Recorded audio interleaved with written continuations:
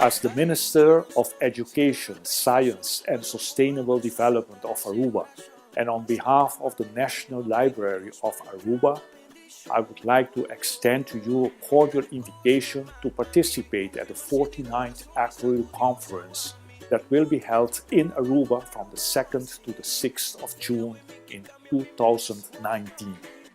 We have decided to dedicate this conference to the theme in accordance in what the United Nations has called the Sustainable Development Goals. For 2030, the whole world has been invited to participate in the achievement of the Sustainable Development Goals. We all face the challenge to save this planet, and that's why it's so urgent to dedicate this theme to Sustainable Development Goals.